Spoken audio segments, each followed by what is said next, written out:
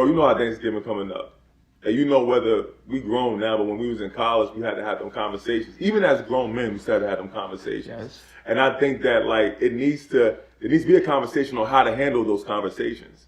Because I think that if we don't know how to properly navigate these conversations with our family members and our friends, it leads to regret, bitterness, and also it leads to anger and leads to some separation in our families. So I think that like it is our privilege, it's our right to help people navigate these conversations. I mean, for college students, for young adults, because there are so many questions that you get tossed at on Thanksgiving. I mean, it's the time where, you know, your family's sitting around, you waiting for the food to get cooked, waiting for everything to be done, you watching the football game, you doing whatever you're doing. So, like, let's give people the nuggets, the wisdom, so that they can be better for this holidays. You feel me? Let me help you, bro. Now, cause you didn't stop. You're not even giving me that right now. What was the most awkward situation you've been in when it came to a Thanksgiving dinner? Cool. So like, all right, so boom. So like for me, my most awkward moment Thanksgiving wise for me was when I had to come home and tell my family that I'm expecting a son. That was by far the most. I give you that, kid. That was by far the most awkward conversation, bro. Because it's like most kids had to tell their parents, like, yo, I got bad grades, I got this, or whatever the case may be. I had to come home and tell my mom you're going to be a grandmother. The craziest conversation that I had to have. And I think that, of course, now you had to ask all the questions and you had to just sit down and just look at the looks on everybody else's face. Because regardless of race, you're not going to hide the look on your face. And I think that that's the thing that was like the hardest thing for me is telling my mom, yo, you're going to be a grandmother. And, you know. Let me help you again. What did you say? So I came to my mom and I was just like, I was like, yo, mom, yo, listen, there's a lot of I want to tell you. I'm happy to be home, but I said one thing I want to tell you is that you're going to be a grandmother. And my mom looked at me, and you know my mom, bro. My mom looked at me like I farted. She looked at me like I was bugging. And then my little sister, who already known, was just like, you know when your siblings like can't wait to see you get in punishment and can't wait to see you. So my sister had that look like yo, nah, mom, he's for real. Cause my mom thought I was joking, cause I'm always joking. And I think that was the thing and it led to so much questions. My mom was just wonder what was I thinking? Why was I not being careful? You know, and it led to so many things that I had to answer with my mom, and then eventually I had to leave to answer with my family. So that's probably one of the toughest questions or news that I had to break, but most importantly, questions that I had to answer for the Thanksgiving season. How about for you? I was going to give you a point on that point. Mm-hmm. I was going to say, point number one, so you're telling me no matter how crazy it is, the news, it's probably best to tell the truth. Yeah. Oh, yeah. No, see, I think that's a good point. I think that here's the thing. Lying only going to make it worse. Yeah. Whatever you think you have to say, it needs to be said. But also, I think here's a key point that I want a lot of people to get. Whether you a student or you a young adult or whatever age bracket, I think that there needs to be a conversation that needs to be had with your immediate family before it's had with the whole family. I agree. Because there's nothing worse, and you saw it on movies, you saw it in real life, where it's like your immediate family gets the news, same time the whole family gets the news. I think there needs to be a conversation that needs to be had. And it was easy for my mom to take any questions that had to be filled because she already heard and in private. So I think that telling the truth is important because the truth gonna come out regardless.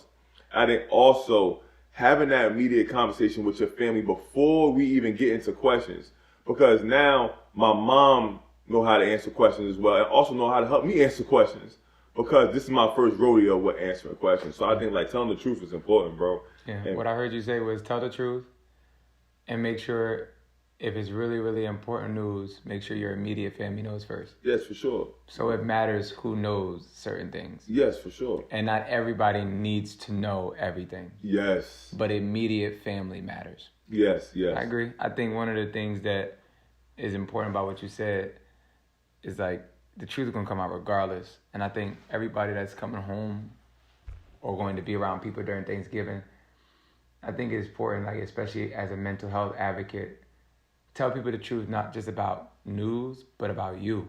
That's good. Like, are you happy? Yeah. And tell the truth. Yeah. I think that's... As things going on around you, tell the truth. No, for real. Because reality is, I just made a video on it, and I was saying how if we don't talk or we don't tell people what's going on, or we don't tell people the truth, we have to be open to them asking us questions,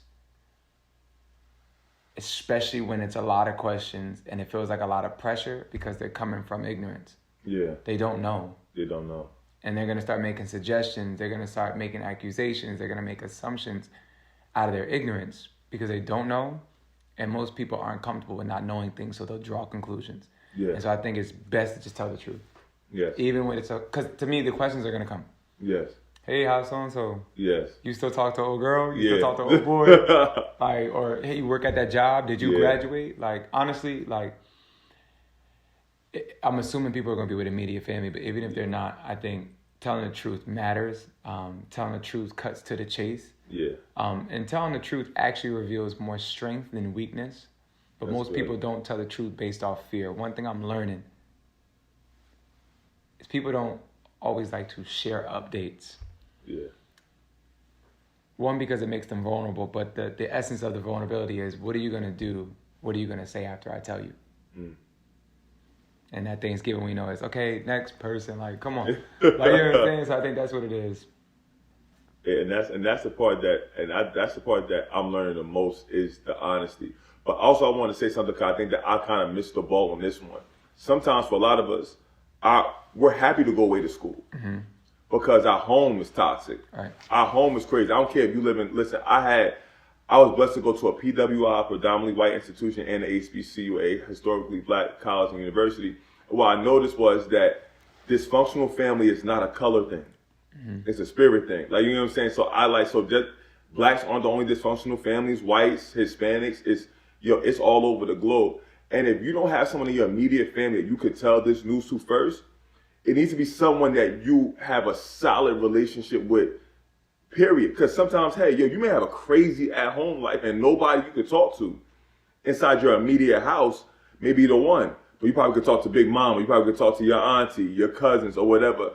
I just think that somebody needs to know.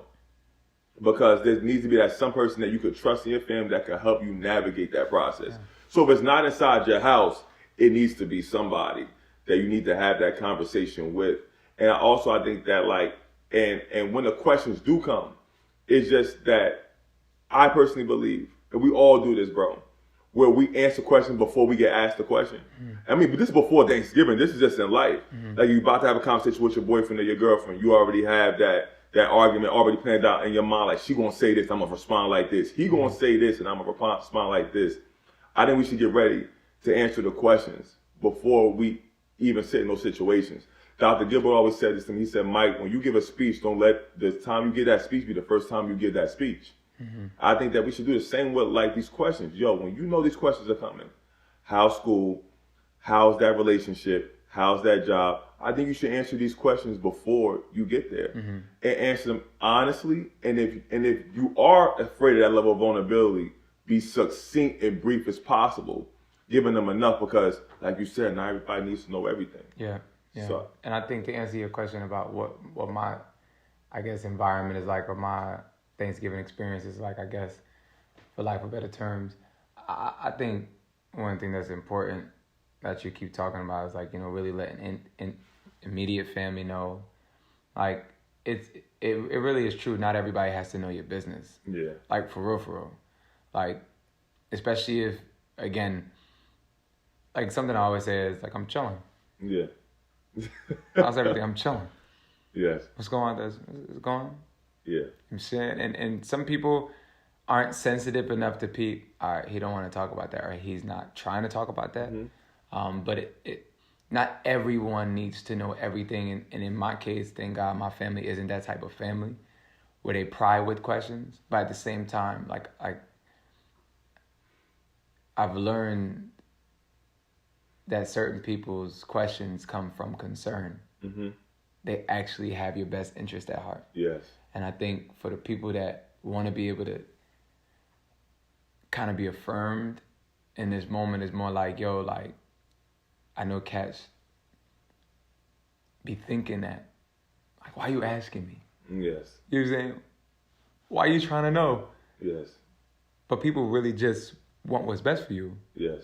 And so, like, I feel like what would help people be more open to answering questions is if they know that the people they're talking to have their best interest. And I think that the people that are watching this that aren't really worried about questions, but they're the person who asks the questions. Yes. That's good. That's I would good. say to them, number one, be open to making the people you're trying to ask the question feel safe first. Yeah. And affirm them and let them know, I'm on your side. I want to know if I can help you in any way. I want you to know I'm there for you. And I'm not actually trying to be nosy. And just really think about how would you feel if you were in their situation or in their predicament, and is this the time to ask that? You know what I'm saying? Yeah. You feel me? It's just... Yeah, I think one thing, I break it down like this. You need to be mindful of the 4 T's when you go to Thanksgiving. The temperature of the room, the tactics, the teammates, and your triggers. I'm going to say the temperature of the room is that sometimes you got to understand, like, all right, cool. If you're the one asking the question, like you said, it's the time to ask the question. Yeah. The temperature of the room is hot right now. Yeah. But also for the temperature of the room, like, hey, is it too hot right now, or is it just the right time, or how should I answer these questions? What information should I give? And the temperature of the room dictates what I believe one person should give. The teammates is because you need to know when you know who your teammates are, then you know the heart of the person who's asking the question. And that leads to the next part is about the tactic, is that sometimes people may try to, we all had that family member that may be trying to stir up some strife. You gotta know the weapons of our warfare are not carnal. You know what I'm saying? So I think that understanding, hey, is this person trying to isolate me, vilify me, or are they trying to just really hear from my general concern? What's the tactic? What's the point of it? But most importantly, what's your trigger? Because sometimes we could be good, but we could hear certain things that can make us go astray. And if you don't know your triggers going into this, you could, and it's not even, I won't say lose, but you could lose yourself in the moment. So I think that, like, knowing your triggers, knowing who your teammates are going into this, knowing the tactics, what's pulling on the temperature of the room, I think it's a recipe for success, because when you know those things and understand those things, you're able to understand and make the conversation be organic. Like, we're going to walk in there with the sweatshirt saying, I go to Temple, I go to this school, I go to Rutgers, I go to Montclair State. It's like, well, yeah, you better be ready to be asked some questions about college. And then when you do all those things, I believe you're able to do the ultimate T, which we already said is tell the truth. Yeah, I think one thing I'll say, because I don't want to teach, I want to shift gears, but I want to say this too, like on what you're saying.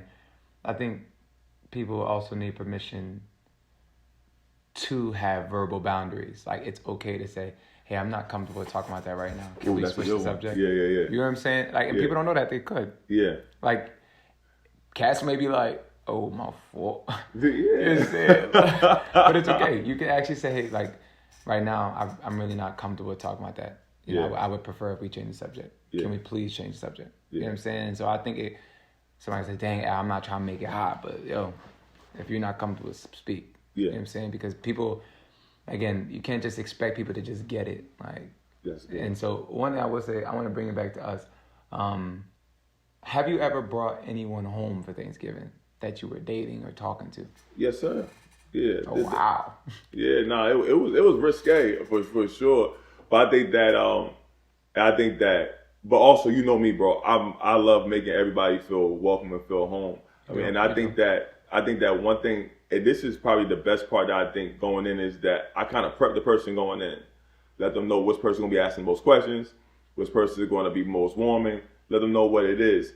And I think that made it easier for the person to be welcomed into the situation. But also, this is for men. I can't say this for women. I'm a man, so I'm going to go from a man's point of view, bro. I'm keeping it 1,000 with you. I think as men, you have to be willing to know and also have those verbal boundaries with people because, your significant other, whoever you brought in there, they probably don't even know. So you probably you got to say, hey, hold on, let's not answer that question. So I brought somebody in one time. I brought friends. I brought people I was dating. But I think that, I'll be more mindful now. Definitely. Let me help you. How did you know it was time to bring them home? Wow. How I know it's time to bring them home, man. I'm gonna make this good for the people. I think when you reach a certain level of courting, I think that it's time for the family to meet. I think that when there's certain things, certain language, like if I'm considering this person, it's time to meet. That's your homie, that's your dog. Definitely time. I mean, you gotta let the family suss it out, like So No, I brought it up because that's a real thing. Really bringing people home to see the family. My family crazy. Like, but I think also you need to groom the family because some family could drop some crazy bombs. Mm-hmm. But that's what I'm talking about. I'm like, my thing is like, my family not bad. It's just that we funny. Like all of us funny. Yeah. And so like, if anything, like, if I was to bring someone home, the first thing I'll probably let them know is like, take nothing personal. Yeah. Take nothing. I mean, if she's rocking with me, she already know. Then like we be having fun. We always gonna be laughing and joking and cracking jokes. Like, so I think that, and I think it's challenging because once the family meets somebody, okay, I mean, but then if they don't see y'all together anymore, yo, what happened to? Yes. And after you break up, you like, yo, come on. We're not trying to talk about. ABC, you know what I'm saying? So I think that's a real thing. Yes. That's a real place. And, I know you want to teach, so what would you say to someone who is in a place where they're not with so-and-so no more? Yeah. But now the questions are coming. Cool. I would say know who to give what to. Not everybody needs to know any good situation. I mean, any of the situation. I think that your immediate family should know what's going on. Just because people bump into each other, they need to know how to handle the situation when they walk into each other. So I think be honest to an extent. Here's what I will always say. Regardless of how the relationship ended, there's some people that you need to be honest with, and there's some people that you need to tell the truth with. And I don't know what I mean by that is I can be honest with you, but I ain't gonna tell the whole shebang with you. So let me just say enough to say, hey, you know what? But also end on a positive note. I don't care how it ended. Hey, listen, look, me and such decided to go our ways. That person doing good. You gotta make up no narrative. I was just with that person, nothing like that. They doing good, and everything like that is, and I wish them the best. We decided that it's best that we go our separate ways. Yeah. I think that because again, because also you have to know this. Once you bring that person inside your house, your aunties and them going to start friend requesting them on Facebook, follow them on the gram. So these things are going to come. So it's just that instead of just trying to kind of hide things, just keep it 100. Hey, listen, look, it didn't work out. I wish that person the best. We on our own different paths, But I think we end on a positive note, then it won't give nobody the thought process to go snooping or to want to know what the real story is. Yeah. And then if someone asks, I think that's the verbal boundary of just saying, hey, you know what? Nah, I'd rather not discuss it. I'm just here to enjoy the family right now. Yeah, and I think one of the things, too, to add is it may not be family asking, maybe friends. Yeah. And from my experience and from what I know about people I talk to me, if everybody in the family don't like you, it's over. Yeah. So if we don't get back together, if we do get back together, I need to be very clear on what I'm sharing. Yeah. But I think what's very important, something that we practice, you already know the vibes. Yeah. We cover people here. Oh, yeah, no, you got to. And so even if, things may have not have ended well, yeah, we weren't on, I guess, the same page. Mm-hmm. Maybe somebody did draw. Yes. At the end of the day, we cover. Yes. There's not one person I could think of that has a bad name in my family, because of how we move. Yes. And you know what I'm saying? We don't, it's unfortunate things have happened, unfortunately, you know what I'm saying? But I'm talking about people, friendships, romantic relationships, everything, we cover. That's it. We're not together no more. Yeah, I'm not going, and I cannot keep it 1,000 because I think that we don't talk about the indecisiveness and the human aspect of people. You could be not off shorty one holiday and then y'all back together. And I heard somebody say this is probably one of the best piece of nuggets that I'll probably receive relationally. It's you have to be careful what you say because some things, because it's your family, your friends, once they hear that you've been treated a certain way, they're automatically going to hold, it's some level of vitriol towards that person. 100%. And it's because it's you. But you can forgive that person because of the love you have, because of the connection, because of the bond. But that person who you told, they're not going And to be it's as very forgiving. awkward if you pull up again. With Yeah, them. it's gonna be like, yeah. So it's just like, so learning and knowing with yourself, like being honest, like, okay, cool, this route I'm about to take, I gotta recognize that this may be a route that may also hurt how this person is being viewed by whoever I said this thing about. So like you said, covering is so important because, and it's not that you're covering up a lie, you're covering the person. Right. I think that that's the thing that is matters most because, like, again, you don't know how life may turn out. It may, we don't know why y'all broke up. You could have just a bad day, whatever the case may be. Y'all piece it up. That person walk inside Thanksgiving, now it's just an awkward silence. Like, whoa, what are you doing here? You're the last person I thought Back of to what walking you through the said door. about, and not everybody gotta know everything. Not everybody got it. And that's... And people feel entitled to that. People feel entitled to your business. Yes. Through social media. Yeah. Some of your friends, some of your family. And, I think it has its place. Any real leader, any real parent, I think any real person that has people under them, per se, it's best if we do know. Yes. So we could cover you. Yes. But at the same time, like, I've seen it happen so many times. It's like, in that moment, anger, frustration, even maybe betrayal, I tell everybody in the world what happened. And like you said, it's like that meme, like, we laugh at it, but it's serious. Like, when your friends see you going back to the same person you said you would never go back to. Yeah. You know what I'm saying? And then it's like, dang, like, it's a little embarrassing, but not real rap. I think that's a real thing. And I mean, so I asked you a question. Yeah. So let me ask you this, right? Mm-hmm. It's because I have the pleasure of, like, knowing your family, whatever the case may be, but first, we gotta give you your flowers on getting your masters. First, that's we gotta give you your flowers on that. So, like, listen, right? I failed in college. I've done bad with the grades, and I know you struggled at one point academically, correct? Like, you know what I'm saying? Yeah, all of high school. Yeah. So how do you handle? You ain't doing as good as you think you're doing it. Like as they doing. Like, you ain't doing well in college. How you handle that? Like what? Not doing well in college and they're asking me questions. Yeah. So one thing, I'm gonna go based off what you said, because I think we're in agreement on that. Like, in a sense of not everybody needs to know everything. Yeah. Immediate family, especially your caregivers. Yeah.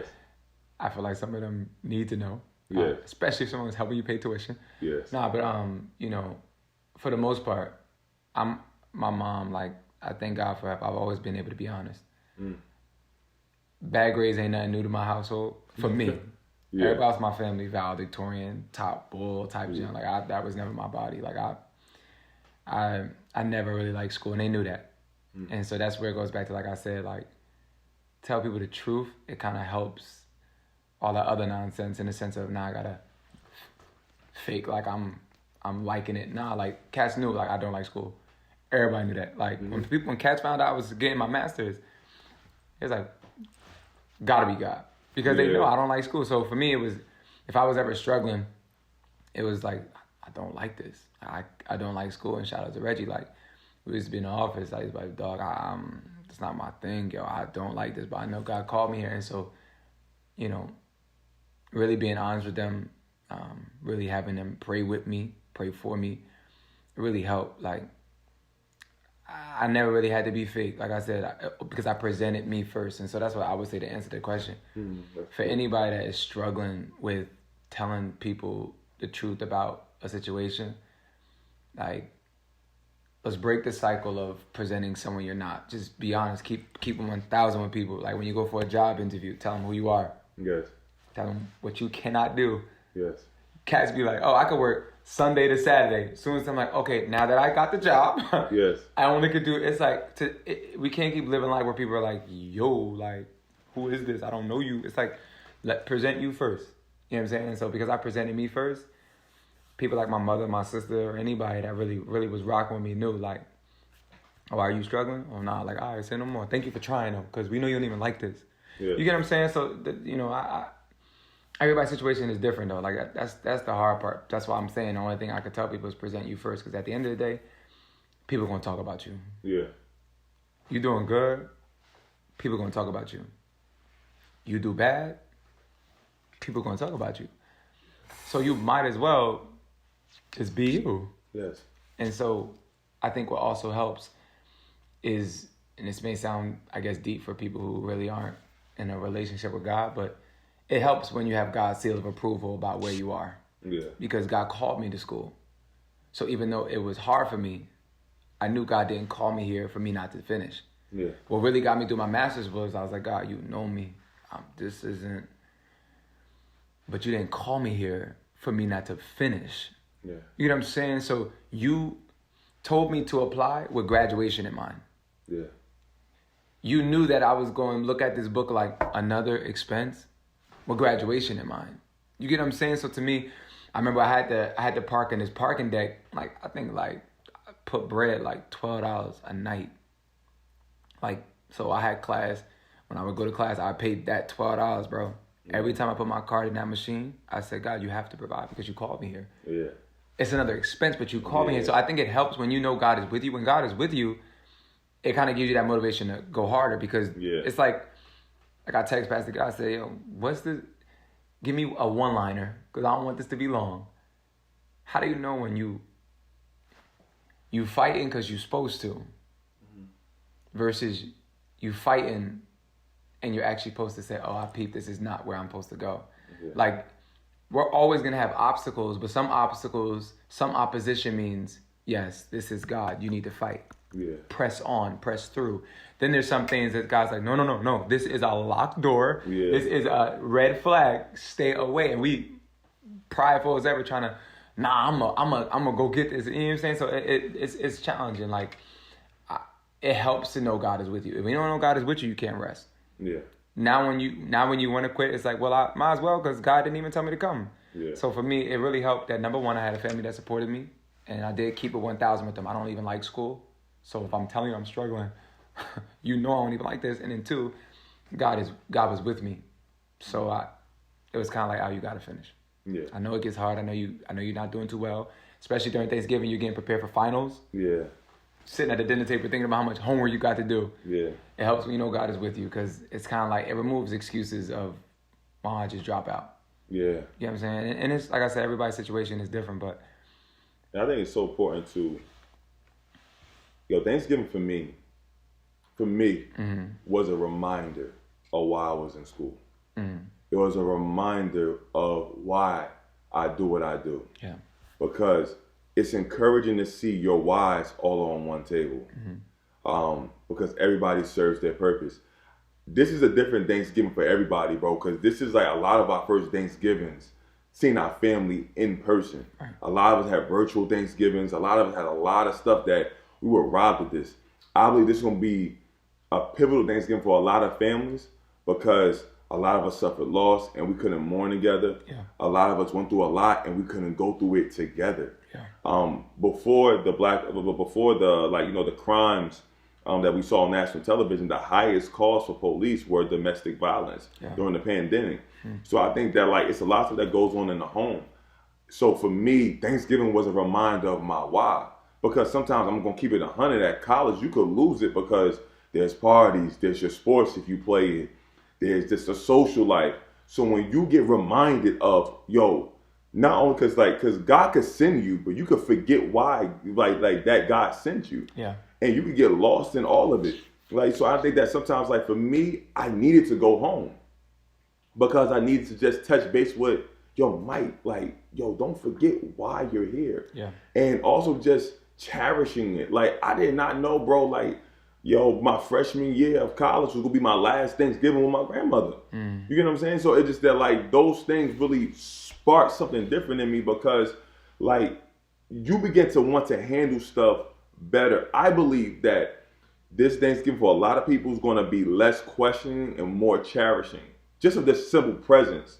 So that's the thing that, it makes any obstacle different when I focus on not just what's in front of me, but what's down the long haul. Yes. So I think that you're going to get the questions and you're going to feel the pressure.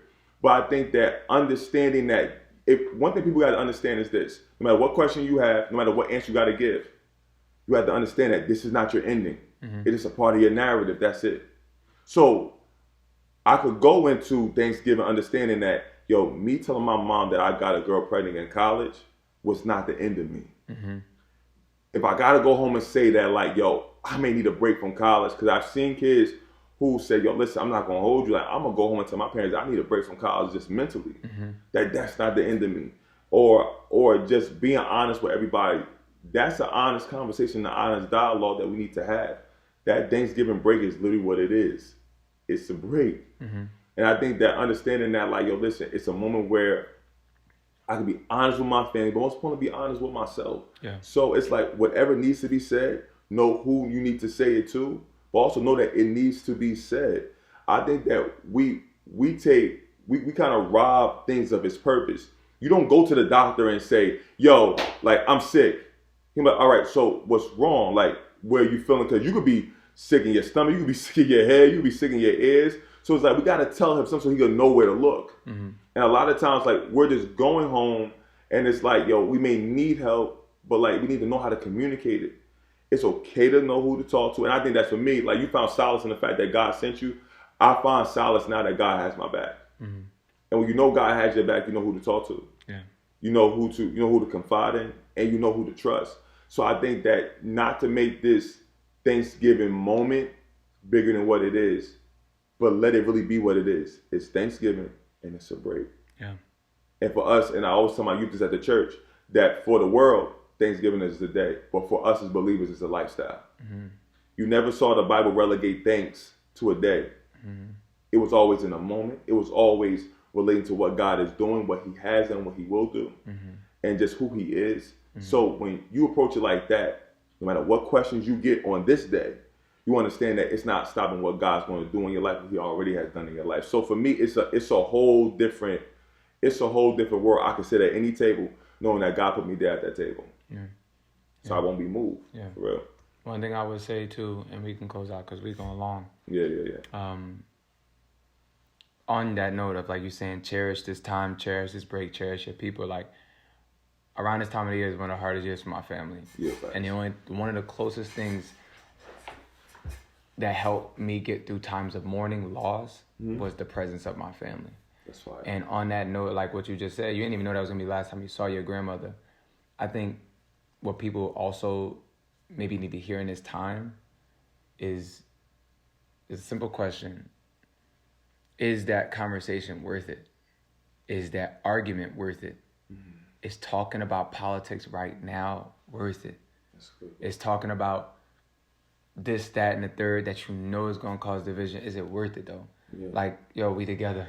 We ain't seen each other last year because of all the craziness. Like, let's enjoy each other. Yeah. Like, I watched so many times what was such a beautiful time of fellowship turn into like, oh boy, like, here we go. And now this one's leaving, storming out. This one's going here. Me and my family, we practice that. Like, if you angry, take your time, sort it out. But we not leaving each other until, number one, we both ask. We all on the same page. Like, forgive me. I forgive you. I love you. Because you can't leave. You can't get in that car, storm off angry. Something happened to you on the highway. I'm not going to enjoy that. You don't wake up tomorrow. I don't see you again. My last conversation was an argument. My last conversation with you was about some nonsense, about people who don't even know us. Like, I can't live like that. And so my thing is, I always remember that, like if I would tell everybody for real, like, if this was the last memory, how would it go? If these were your last words, what would you say? Because to me, Thanksgiving aside, holiday aside, I'm with my family. Or if people can't be with their family, with your people. To me, life is about meaningful relationships. And when you have meaningful relationships, you make meaningful memories. And to me, it's just certain conversations that it's just not necessary. Not necessary. Yeah, we could bring up that thing on the news. We could bring up, but I'm focused on you. Yeah. You know what I'm saying? So that's me. And that's the best way to even handle conversations. It just be bold enough to say, yo, I'm here for you. Yeah. I don't want to talk about that ex. I don't want to talk about that grade. I don't want to talk about that. Now it's not deflecting, because some stuff you may need to address. Like, if you're doing bad at college, let's talk about that. But there's some stuff that just focus on, and I would also say is, be present, because a lot of times we over here mad that this person not here, that person not there. Like, you got to be present, because you got your family with you, and I think that that's the most important part. Like, so like, In closing, if you could just sum up like some of the keys you want people to walk away with when they walk inside that door. What are some of the things that you want them to have on their mind and on their spirit? Like, I guess 5 things that you think that, yo, if you could walk away from this conversation, what's 5 things or 4 things I want, or even one, whatever number you want to put on it, that like, yo, listen, this is what I think you should walk in before Thanksgiving, meditating on, thinking on. It wasn't said, but since you said sum it up, don't expect anything, appreciate everything. Most of our disappointments are connected to things that we expected. That's good. But I've learned if I stop having expectations for people, or even for events, I'm going to be present and I'm going to appreciate everything. And now everything becomes a bonus. Now everything becomes special. Everything becomes exactly what it is. Yeah. And so instead of me having my own expectations, I'm likely going to be let down. Yeah. And so to guard my heart, to guard my mind, something I tell all the people, even around us, like, guard and manage your expectations. See what I'm saying? Don't have unrealistic expectations, but really expect nothing, appreciate everything. And especially in the spirit of giving thanks, appreciate everything. And to me, there's so much joy there. There's so much freedom there. And when you live in that way, it goes back to your focus with the people you love, whether it's family or friends, making memories. Yeah. You know what I'm saying? Like, so I expect to be present. Yeah. I expect to show up. Yeah. I expect to be me. Yeah. I expect to come with my joy, my laughter, my fun, my jokes, my games.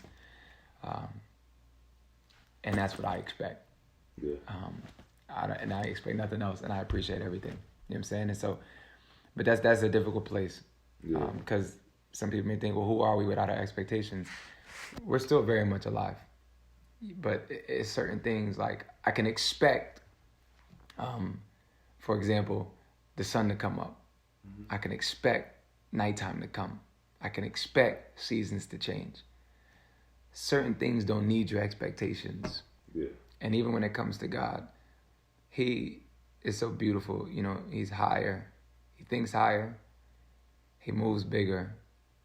And He gives us far more than what we can ask or think, even beyond our even imagination. God doesn't even meet our expectation. He exceeds them. Yeah. And to me, it's like, I don't even want to pray, God, meet my expectations. No, exceed them. Yeah. Because I know You are going to give me far more than whatever I can even think of. So that's what I would say. I would tell someone like, yo,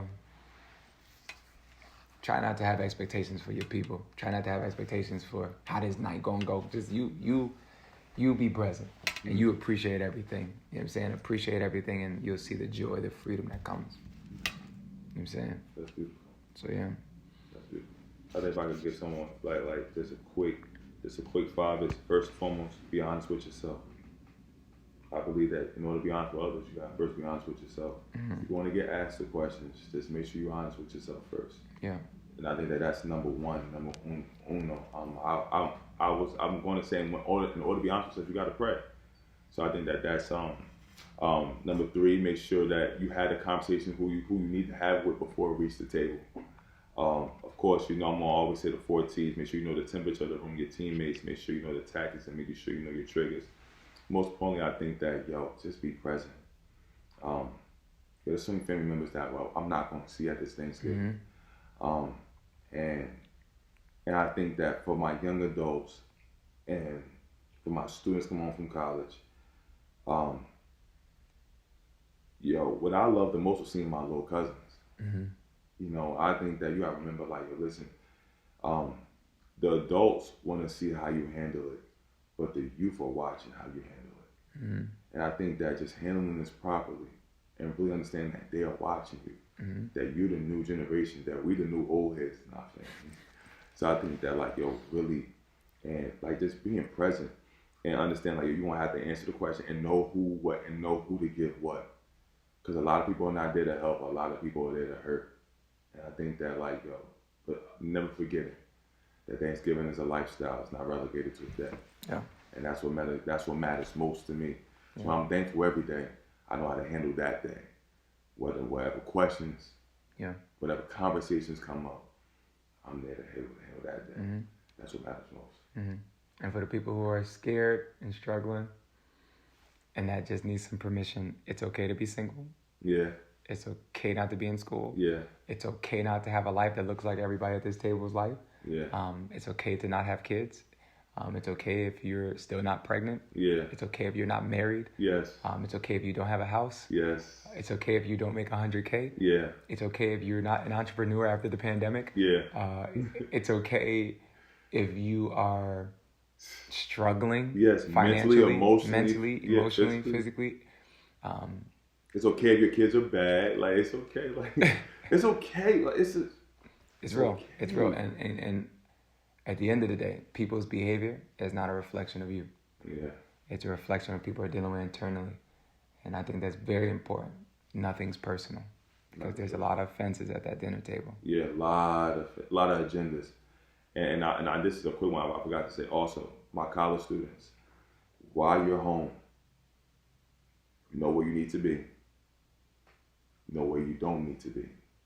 And who you don't need to talk to. And who you need to talk to.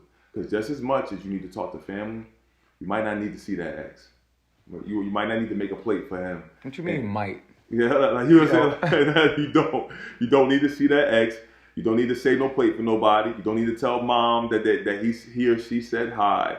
You don't need to hang around those friends that are probably going to get high, that probably going to lead you on the wrong path. No, you need to remember why you're there. So just as much as we need to also understand, like, for my college students, know why you're home. Know where you need to be, where you don't need to be. A lot of times, like, our lives are altered by being at the wrong place at the wrong time. Yeah, and I would say too, remember what college students really need to hear. Because truth be told, bro, if you'd have told me that, I wouldn't have listened to you. Yeah. You know what I'm saying? Like, honestly speaking, I would tell those college students, or whoever's coming home, or whoever is on break, like, you probably gonna do what you want. You know what I'm saying? Yeah. Bro, but when you go, observe the people around you. Yeah. Do your friends value meaningful memories? Yes. Do your friends value family? Are your friends encouraging you to have a better life, a more productive life, a more successful life? Or are they dragging you away because they're bored too? Yeah. Do that. And it's okay. And for the college students, like you said, it's okay. It's okay for the college students to understand that you evolve. Yes. It's understand that it's okay that, listen, like, but remember, God didn't bring you that high to make you look down on people. Yeah. Like, you get what I'm saying? So your friends maybe still be moving like a caterpillar, but remember that, and you may be moving like a butterfly. Remember, you was once a caterpillar. So don't look down on people, but understand that it's okay to say that, yo, you evolved. And it's okay to outgrow people. Yeah, like, you know what I'm saying? Like, it's okay. Don't think that you out of touch or whatever the case may be. It's okay. Yes. It's okay. Yes. And I think that's matter. But like you said, for the person who may not be in college, who got the cousin that probably going to Harvard, it's okay. Mm-hmm. It's okay. At the end of the day, so. And when people at the dinner table compare you, yeah, it's a reflection. Not only is it a reflection, but I would encourage them, and I tell them, don't let it move you to haste. Who cares? Yeah. Who cares why you not doing what so-and-so doing? They not me. Yeah, that's You it. know, They don't got my path. You feel me? They got my path. This is so good. Like, yo, I mean, whoo. Listen, look, we going to save it. Like, yo, because listen, let me tell you this. One scripture I held on to is Philippians 4. It says, don't worry about anything. Instead, pray about everything. Tell God all you need and thank him for all he has done. And then you will experience his peace, which will guard your hearts and minds as you live in Christ Jesus. And one thing God said to me about it is that, Mike, notice this. It's like a math equation. 1 + 1 = 2. Like, and it's just that, notice that it didn't say that the problem changed. It says how you're experiencing the problem will change. It says then you will experience the peace. So the problem is still there, but now you just got the solution. So I think that's the thing that matters most, is just like, yo, don't worry about anything. Instead, let God know. Invite God into your Thanksgiving day. Not funny.